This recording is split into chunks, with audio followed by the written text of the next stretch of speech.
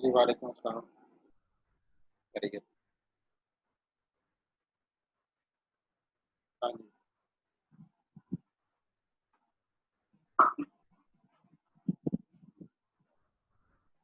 बाद में 10 minute break ले लें। इसमें पढ़नी पढ़ के आ जाए कि हाँ, वजह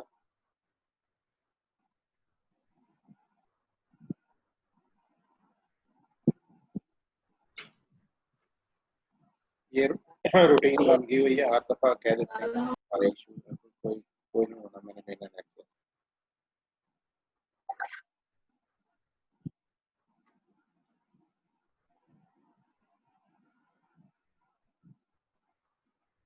लेना सेशन में नहीं हो सकता, और मैं ऑनलाइन हूँ, जिसमें नमाज पढ़नी है, जाए नमाज पढ़े वापस आ, घंटा नहीं लगना नमाज पढ़े।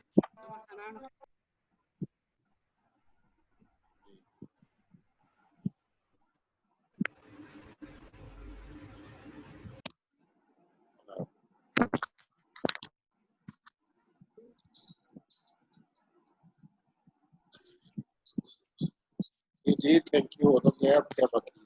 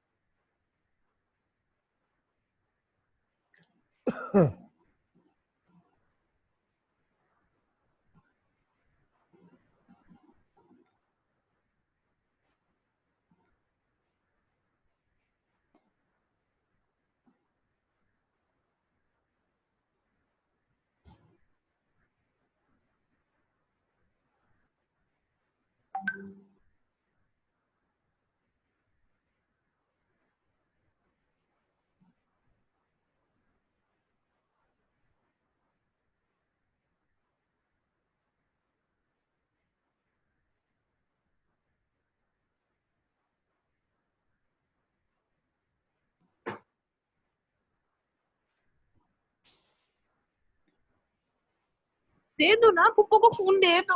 अब बड़ी होके पढ़ना फातिमा, अब बड़ी होके पढ़ना। पुप्पो दे दो मोबाइल। मैं बेटा नहीं, मैं छोना बेटा नहीं, दे दो मोबाइल, दे दो। फातिमा, फातिमा दे दो। फातिमा,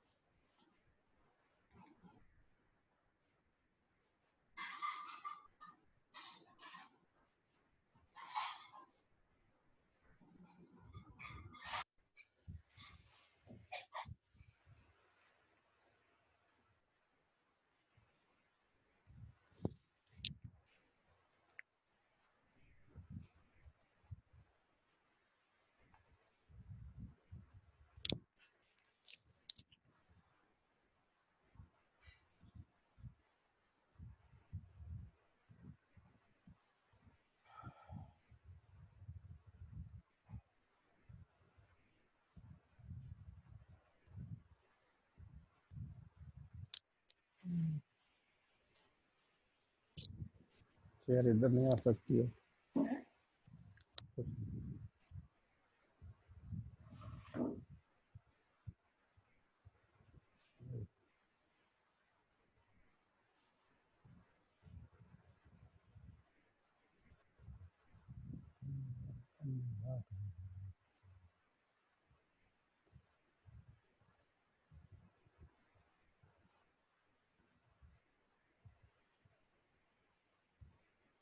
जी जल्दी आए, लोग 35 से क्रॉस होंगे तो मैंने शुरू करना है।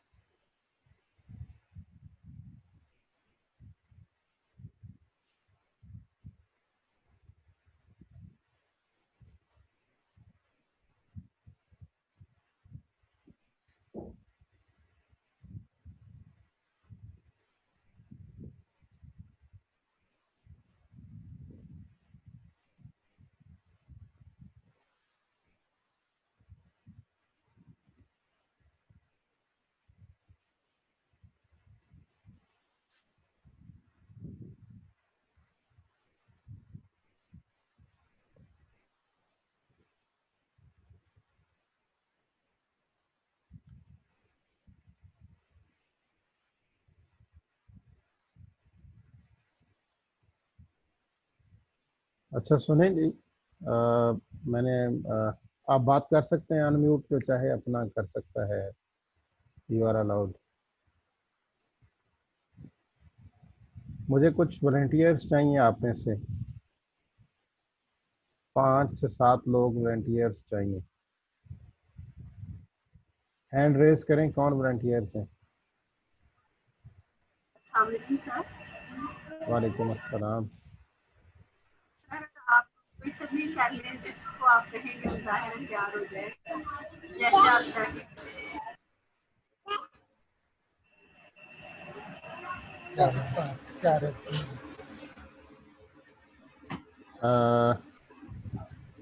मुजाहिद आप नाम नोट करें, जो लोग हैंड रेस कर रहे हैं।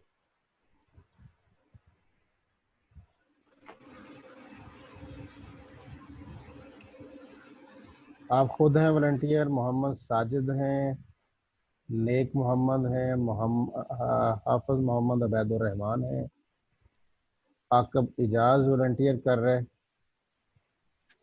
कितने हो गए? 6 हो गए हैं सर। सर 5 हो गए सर मेरे साथ। 5 हो गए हैं। ये जी यार, आप भी आपको ऐड करके 6 नहीं हो गए? जी नोट कर सर, मैं रही भी हो? कर लेती नहीं, आप नोट कर रही हो? हूँ। जी सर, कर लिया। अच्छा,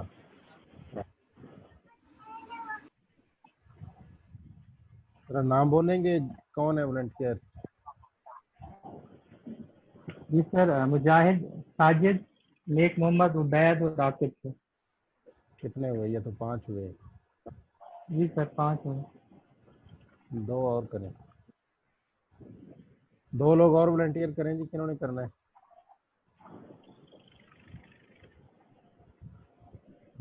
ये सर 38 मैं और वफा भी है। हाँ जी सर, मैंने भी हैंड रेस किया हुआ है। वफा भी है, ठीक है। 38 आई थिंक हमारा है।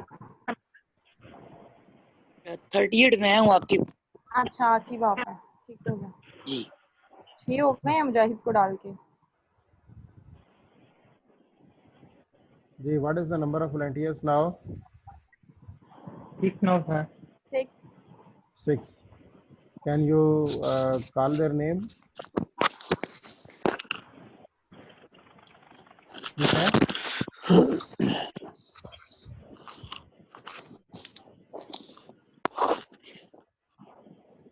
ठीक है। मुजाहिद नियाज कुरैशी, साजिद, नेक मोहम्मद, हाफिज मोहम्मद अबैदुर रहमान, आकब इजाज एंड वफा सुल्तान। ठीक हो गया। हाँ सर। स्क्रीन पे कुछ नजर आ रहा है आप लोगों को? क्या नजर आ रहा है? तो सर ये एक वेबसाइट है schoolofeducation.com की सर। अच्छा, जी सर। तो इसमें मजीद क्या क्या लग रहा है आप लोगों को? क्या है इसके अंदर? और इसमें वॉल्यूम 2 शो हो रहा है हमारा, और इसमें पीरियड लिखा हुआ है 2 months 12 days 26 ethnographic studies in education। ये कोई रिसर्च है सर? आर्टिकल आर्टिकल रिसर्च है कोई? है सर। टर्म पेपर है सर। ये एक जर्नल है, रिसर्च जर्नल। जी सर। वफा, आपके पीछे बहुत आवाज़ें आती हैं, आप माइक जरूर ऑन करें लेकिन शोर कम करवाएं। अच्छा, ये एक रिसर्च जर्नल है जिसका नाम ही एथनोग्राफिक स्टडीज इन एजुकेशन है।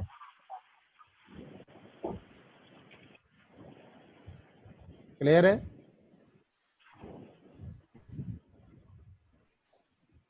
आप लोग अब आगे से रिस्पॉन्ड भी करेंगे तो मुझे पता चलेगा ना। जी सर, वो सर आवाज़ थोड़ी सी आपकी डिस्टॉर्शन हो रही थी। अभी ठीक है आवाज़? जी सर, अब ठीक है। जी सर ठीक है। मैं ये कह रहा हूँ कि ये एक जर्नल है, जर्नल का नाम है ethnographic studies in education, volume 2 है और 26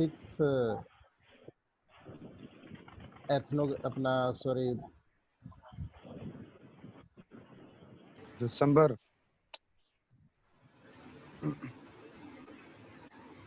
जी 26 दिसंबर को ये पब्लिश हुआ है, वॉल्यूम आया है। इसके अंदर हम देखते हैं कि कितनी रिसर्च हैं। एब्स्ट्रैक्ट जहाँ से शुरू हो रहा है, कोई एक रिसर्च वहाँ से शुरू हो रही है। तो ये पूरा आप देख रहे हो, उसने पूरा आर्टिकल खुला हुआ है और वो क्या उसने प्रोसेस अडॉप्ट किया है वगैरह वगैरह वगैरह।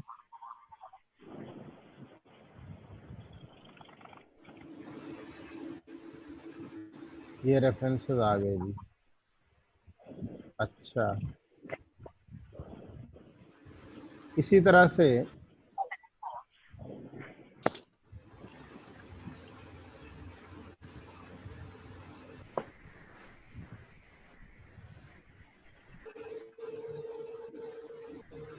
आपने आर्टिकल लेने, article on the topic of ethnographic research और एथनोग्राफिक स्टडीज, ये व्हाट्सएप ग्रुप में आपने शेयर कर लेने हैं ताकि मेक श्योर हो जाए कि सेम आर्टिकल दूसरे का ना हो। ये जो मैं बातें बोल रहा हूँ ये आप लिख भी सकते हैं ताकि अंदाज़ा हो कि करना क्या है। हर 6 लोगों ने अलग अलग से आर्टिकल लेना है ऑन एन एथनोग्राफिक रिसर्च। वो एथनोग्राफिक रिसर्च की स्टडी हो सकती है, केस हो सकता है, कुछ भी हो सकता है। इस जर्नल से ले सकते हैं, किसी और जर्नल से भी ले सकते हैं। उसके अंदर जो स्टोरी और प्रोसेस उसने बताया हुआ है वो आप लोगों ने स्लाइड्स बनानी है। कोई 10 से ज़्यादा ना हो, 5 to 10 हो जाए, 4 to 8 तक हो जाए। मिनिमम 4 to 5 हो, मैक्सिमम 10 हो। उन स्लाइड्स को नेक्स्ट क्लास के अंदर 10 मिनट्स में प्रेजेंट करना है कि एथनोग्राफिक स्टडी पे, एथनोग्राफिक रिसर्च मेथड पर आप लोगों ने कोई आर्टिकल पढ़ा, उसमें किस तरह की एथनोग्राफी थी, क्या उसका मेथड था, क्या उसने स्टोरी क्या थी उसकी। जिस तरह हमने आज पढ़ा ना कि इस तरह से वो ये मेथड यूज़ करते हैं, इस तरह से इंफॉर्मेशन लेते हैं। तो वहाँ उसके इन्वायरमेंट क्या थे, किन लोगों से डाटा इकट्ठा किया, उसने इंटरव्यू किया या फील्ड वर्क में जाके पार्टिसिपेंट ऑब्जर्वेशन की वगैरह वगैरह। उसकी आप स्लाइड्स बनाएंगे, पावर पॉइंट जो है वो आप ईमेल कर देंगे ऑफिशियली, ग्रुप में शेयर कर लें ताकि ओवरलैपिंग ना हो, या आप आपस में 6 लोगों को पता हो कि वो कॉमन आर्टिकल पे ना काम कर रहे हो, वो डिफरेंट हो सबके।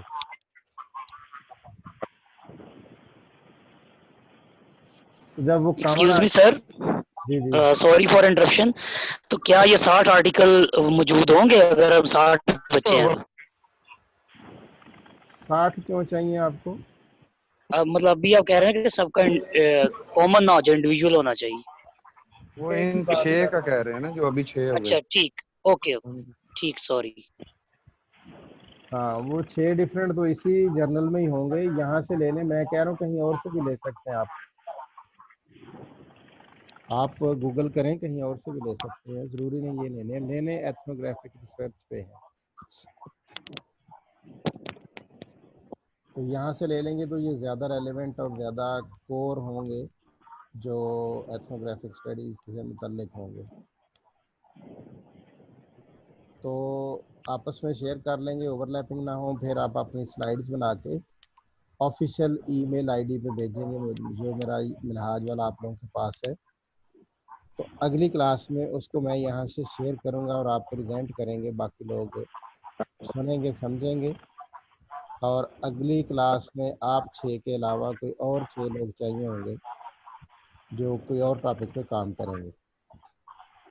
इस तरह से बाकी जितने हमारे वीक्स हैं उसमें पूरी की पूरी क्लास प्रेजेंटेशन देगी।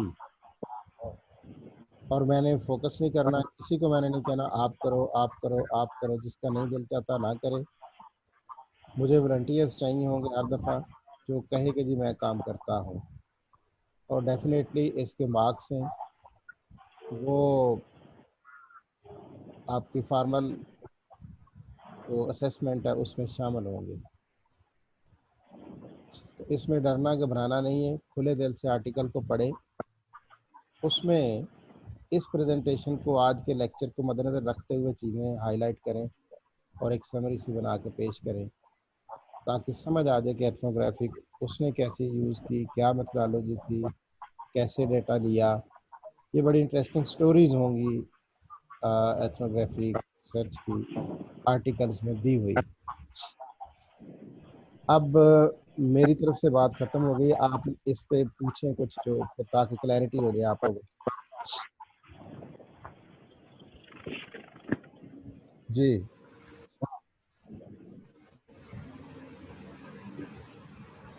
सर पूछना ये है कि जो स्लाइड्स बनानी है तो वो जैसे इसमें पॉइंट्स दिए हुए हैं वैसे ही इसमें मेंशन करने हैं, जैसे इसमें एब्स्ट्रैक्ट है तो पहले एब्स्ट्रैक्ट को डिफाइन करना है, उसके बाद वो इंट्रोडक्शन का थोड़ा सा ओवरव्यू देना है, उसके बाद मेथोडोलॉजी कौन सी होगी, तो ऐसे सर करना है। नहीं, मैं ये कह रहा हूँ कि आपने उस रिसर्च की स्टोरी बतानी है कि what type of ethnographic research is that, उसमें उसमें किया क्या हुआ है। जिस तरह यहाँ देखें ना, ये जो एब्स्ट्रैक्ट है इसमें तो उसने कई चीज़ें बताई होंगी ना, कि डाटा कैसे कलेक्ट किया है, मेथड क्या था, रिसर्च साइट क्या थी, एनालाइज किया है, उसके रिजल्ट्स क्या आए, फिर उसके ग्रुप्स की उसने बात की है। तो ये एक शार्ट समरी होती है एब्स्ट्रैक्ट। आप इसको पढ़ के इससे व्यू पॉइंट ले एक्सक्यूज, सकते हैं। सब्र कर लो ना, ओके। आप इससे भी इंफॉर्मेशन ले सकते हो। फिर ये देखें उसने इसको एक डिफाइन करने की कोशिश की है, ये क्या होती है। तो ये मुझे ज़रूरत नहीं है, मुझे आप ना बताएं कि एथनोग्राफिक रिसर्च क्या होती है। ये हिस्ट्री है, हिस्ट्री की भी ज़रूरत नहीं है। आकब तुम तो यही आर्टिकल ले लो। फिर उसने यहाँ प्रोसीजर ऑफ एथनोग्राफिक रिसर्च बताया है, ये बताना पड़ेगा, ये आपको बताना चाहिए। Identification of phenomena to be studies कैसे उसने किया है, तो ये उसने खुद से ही सारे बना दिए हैं उसके कह लें हेडिंग्स, आसानी पैदा कर दी है उसमें। जी बोलो, आगे बोलो।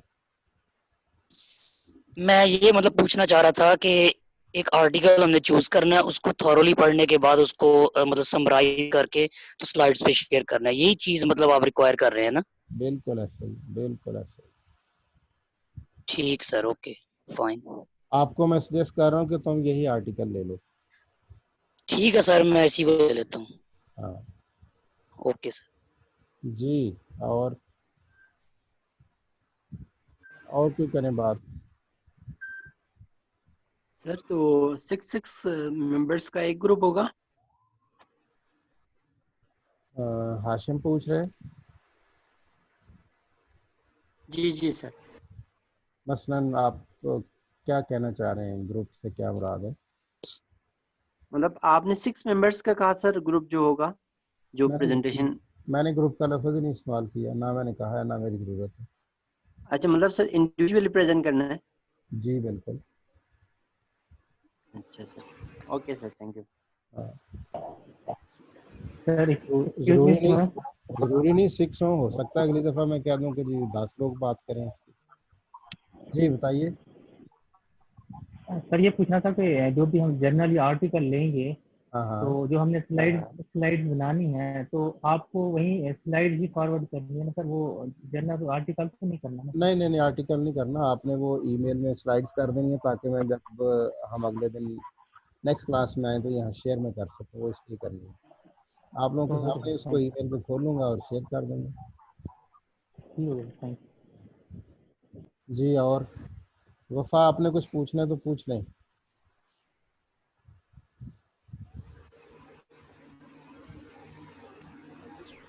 नहीं सर, इंशाल्लाह ताला समझ आ गई है मुझे, कोशिश करूंगी मैं।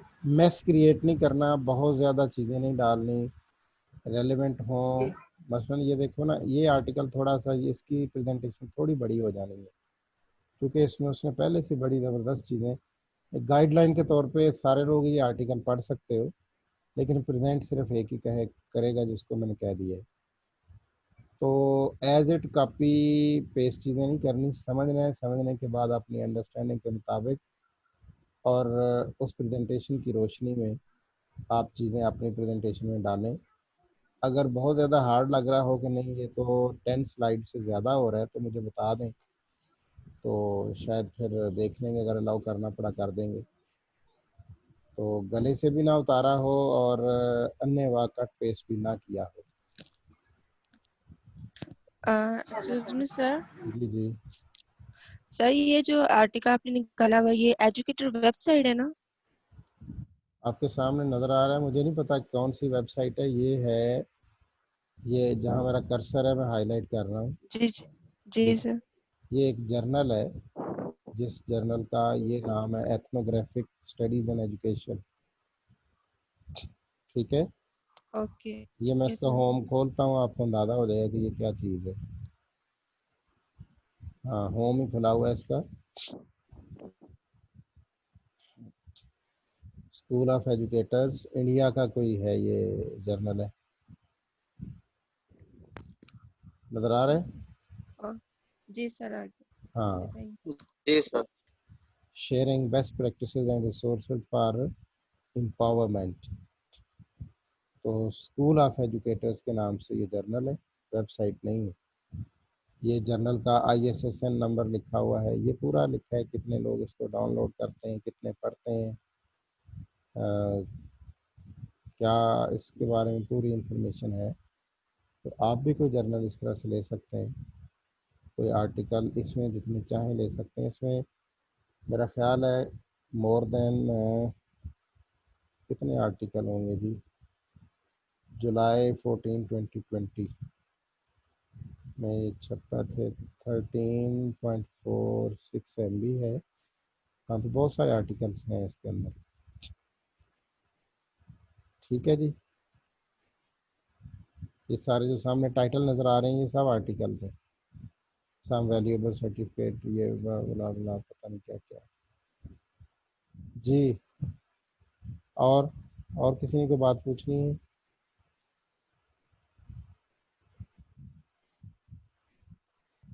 चलें हम आगे चलते हैं। सर इसके बाद ये सिर्फ जो 6 स्टूडेंट्स हैं सर यही करेंगे या बाकी भी कोई करना चाहे तो कर सकते हैं? अगर टाइम हुआ, आप कौन बात कर रहे हो? तैयार कर, सर हाफिज मोहम्मद खालिद इसका। आप तैयार कर लें, अगर टाइम हुआ तो कर लेंगे, वरना अगले में आप लेंगे इंशाल्लाह। अभी ना करेंगे, लेट हो जाएगा। सर ये रोल नंबर वाइज होगा ना? फर्स्ट 6 रोल नंबर इस वीक में करेंगे, नेक्स्ट वीक में करेंगे, मैंने उसके किसी बाद किसी रोल नंबर नहीं बोला, मैंने कोई रोल नंबर नहीं बोला। पास से ड्रामेबाजी ना करोगे जी, रोल नंबर ग्रुप तो फलाना टमकाना। मैंने कहा है रोल नंबर, मैंने बोला वॉलंटियर्स, मेरी तरफ से वो पता नहीं कौन सा roll number, I don't know. आप अपनी तरतीब लगा रही होगी कि मेरा रोल नंबर किस दिन आएगा, कब आएगा, हैं? क्या ख्याल है? नहीं सर ऐसी नहीं नहीं सर ऐसा नहीं।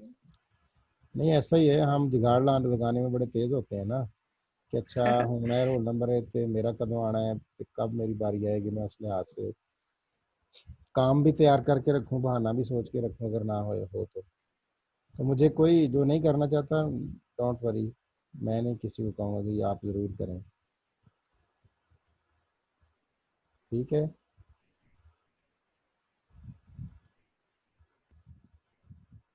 हाँ जी साजिद जावेद, हाथ खड़ा तेरा, बोलो क्या कहना है?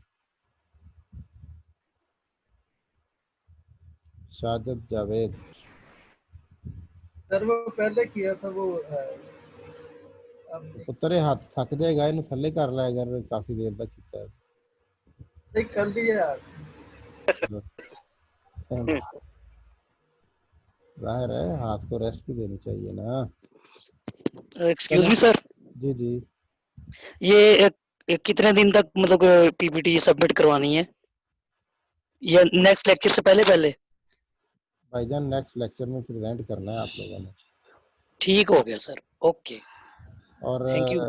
At the neck of time मुझे नहीं कहना कि जी वो बिजली चली गई थी ते बैटरी खराब हो गई थी इंटरनेट की, ते नो सर, तार कभी ऐसा बहाना लगाया ही नहीं, अल्हम्दुलिल्लाह, अल्लाह मल्लेदार खैर करेंगे इंशाल्लाह।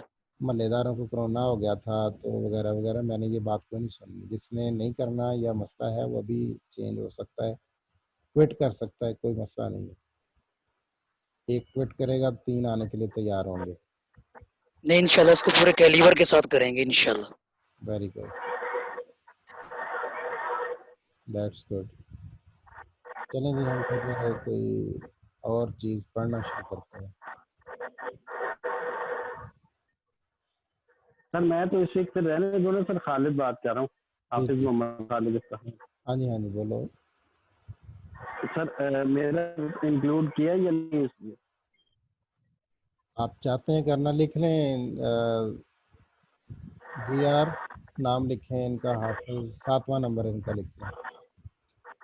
जी सर। नाम नोट करें इनका, फिर 7th नंबर पे हाफिज मोहम्मद खालिद इफ्तिखार साहब। Khalid Iftikhar, okay sir. हाँ चलो ठीक हो गया जनाब।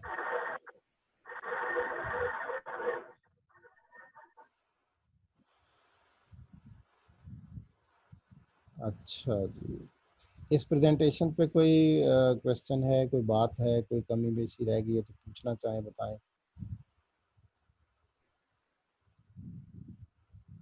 शेयर हो रही है आपके पास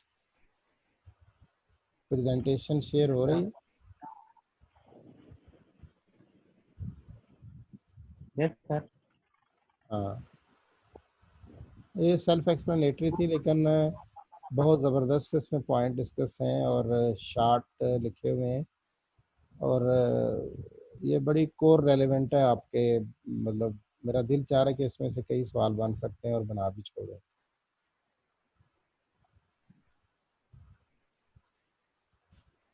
अच्छा चलो आगे चलते हैं जी हम।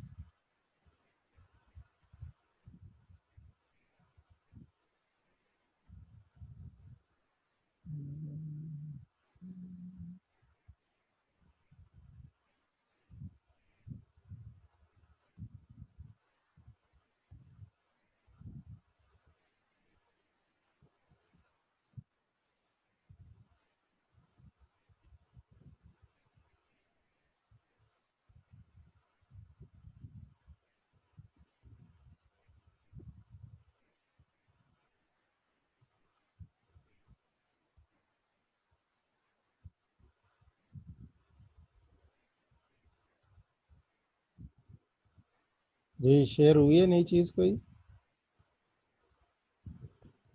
हेलो जी जी नो सर। सर, अभी तक तो कुछ शेयर नहीं हुआ। अब बताओ। अब हुआ है, हो गया, अब हो अब गया। हो गया। ठीक है। थोड़ी सी इसकी एथनोग्राफी की बैकग्राउंड में चाह रहा हूँ डिस्कस करूँ आप लोगों के साथ। The purpose of ethnography is to describe and interpret the shared and learned patterns of values, behaviors, beliefs, and language of a culture sharing group. Haris author हैं, इनकी किताबें हैं। 1968 में इन्होंने इसको यूं डिफाइन किया था। अनदर ऑथर, अब उर्दू में पढ़ना अगर पढ़ लो, otherwise अगैर, 1980 notes that ethnography is both a process and an outcome of the research. Ethnography involves extended observations of the group in which the researcher is immersed in their daily lives. तो हमने पहले भी पढ़ा कि extended time के लिए उनकी daily life में रिसर्चर जो है इन्वॉल्व होता है, जहाँ से वो चीज़ें नोट करता है। Ethnography began in the early 20th century in comparative anthropology. तो सवाल वैसे ये भी पूछा जा सकता है कि what is the evolution time of ethnography? When ethnography began? तो ये early 20th century आपके ज़हन में रहना चाहिए। Today, subtypes of ethnography include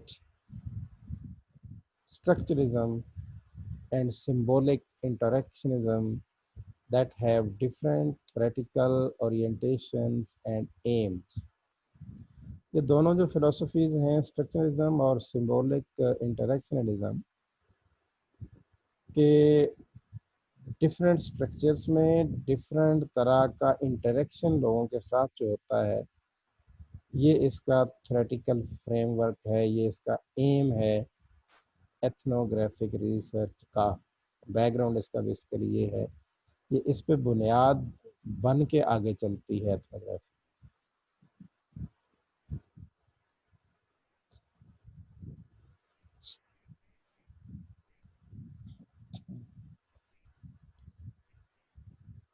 ये अभी साइमा शौकत आप आई हो तो इस सेशन के ख़त्म होने में चंद मिनट रह गए हैं। जो बातें हमने की हैं, जो हमने कोई डिसाइड किया है, लोगों ने सुना कहा है, आपको क्या पता चलेगा? सिर्फ इसलिए आप आ रही हो कि मेरी अटेंडेंस हो जाए बस। ये बड़ी खूबसूरत और मज़ेदारी की बात होती है कि 3 घंटे की क्लास में टीचर अपना लहूलुहान हो जाए, बोल बोल के, बातें कर कर के, सुना सुना के, और जब वो पूछता है स्टूडेंट से कि बताइए कुछ समझ आई है, सब खामोश। अच्छा बोलो, क्या कुछ पूछना है? एक्चुअली वो एक्सपेक्ट कर रहा होता है कि कोई कोई सवाल करेगा, तो किसी कोने से बड़े आराम से जवाब आता है, सर वो मेरी अटेंडेंस में लेट आया था या आई थी। तो उस वक्त ख़ास तौर पे एज ए टीचर जो मेरी सूरत हाल होती है ना, मेरा दिल चाह रहा होता है कि मेरे हाथ में कोई पत्थर हो तो मैं मार दूं। तो ऑनलाइन में ये काम तो नहीं कर सकते, तो आप भी ये काम छोड़ दें। लास्ट मिनट में आने का फ़ायदा कोई? साइमा शौकत बोले हैं आप? सर बोल अगर रहे लाइव में ऐसा कुछ हुआ तो फिर पत्थर बिल्कुल तो की जा सकती है। यस सर, मैं पास लेके खड़ी हूँ। जी अगर ऐसा हो तो पत्थर आपसे दूर रखने चाहिए या पास के? पत्थर मिल जाते हैं, ज़रूरी नहीं कि वो जेब में रखा हो। बाज़ का ज़ुबान का लफ्ज़ जो है वो पत्थर से ज़्यादा भारी होता है। Yes sir, you are right. Types of ethnographic studies. Realist ethnography, according to the realism, the basic initial philosophy after the idealism. The original philosophy and the first one was idealism. So their philosophy is known as the idealist philosophy. Afterwards came into consideration the realism, and the philosophy based on the realism is known as the realist philosophy. So according to the realists, ethnography is the traditional approach. The account of situation is objective and written in the third person. जब आप इसको लिख रहे होते हो ना, तो third person singular form में इसको लिखते हैं. The ethnographic remains in the background and reports the facts. एक बात मैं आपको बताऊं, जो पहले वाली प्रेजेंटेशन हमने की है वो सिर्फ कीवर्ड्स थे, बुलेट्स थे, उसकी एक्सप्लेनेशन ये है. ये उससे मुख्तलिफ नहीं है, वही टर्मिनोलॉजी यहाँ यूज़ हुई हुई है और ये उसको डिटेल में डिस्क्राइब किया हुआ है. फ़र्क सिर्फ ये है, वहाँ मैं खुद बोल रहा था, बता रहा था, यहाँ लाइनें पूरी लिखी हुई हैं. The ethnographer remains in the background and reports the facts. The details of daily life often provided.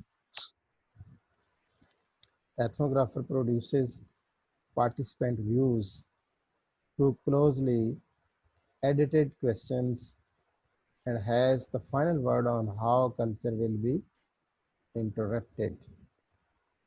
So ये सेल्फ एक्सप्लेनेटरी सेंटेंसेस थे. मेरा ख्याल है इसको मज़ीद मैं बोल के आपके लिए और बोरियत का सबब ना बनाऊं. The goal is the advocacy and ये critical ethnography है. The type of ethnographic studies, critical ethnography. Previous one was the realistic ethnography. So according to realistic, those things were considered, but according to the criticals, the critical ethnography, the goal is the advocacy and the emancipation of marginalized groups. ये बड़ी मज़ेदारी की बात है कि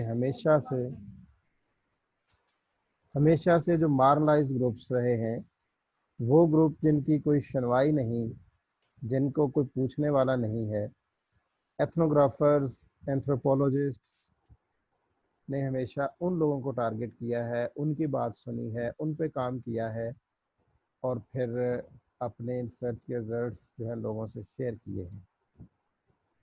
जितनी दुनिया के अंदर मज़दूरों की तंजीमें हैं, मछेरों की, किसानों की, लेबर्स की, आप कह लेंगे अभी लेटेस्ट जो नावल तंजीम आई है रिक्शा वालों की, इस तरह से तो ये वर्कर्स की जो जितनी ऑर्गेनाइजेशंस हैं, एसोसिएशंस हैं, ये एंथ्रोपोलॉजिस्ट्स और एथनोग्राफर्स का कह लें आप मैदाने कारसाज रही हैं. यहाँ पे उन्होंने ज़्यादा काम किया है. The orientation in the study is value laden, the status quo is challenged. अब अभी आप देखें, बहुत सारे आपके मुल्क के अंदर लोग ऐसे हैं जो स्टेटस को चैलेंज करने में लगे रहे हैं. मैं नाम नहीं लेना चाहता, तो कोई कामयाब हुआ या नहीं हुआ अलग बात है. The concerns of power and control are addressed.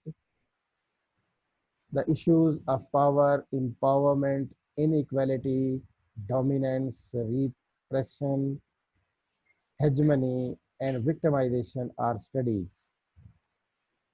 तो मैं ये पूछ सकता हूँ कि according to the critical ethnography, what type of issues have been studied?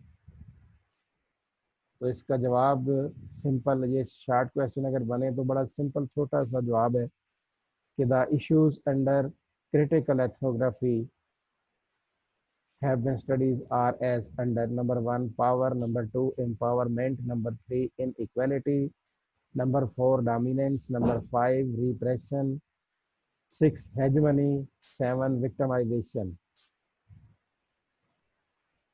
इसको यूं भी कहा जा सकता है कि enlist the issues addressed under the umbrella of critical ethnography. तो भी जवाब यही होगा. तो ये 2-3 लाइनें, 7 पॉइंट मैंने गिने, 8 ये लिखोगे तो ये 3-5 नंबर का जो भी शॉर्ट क्वेश्चन होता है वो हो जाएगा.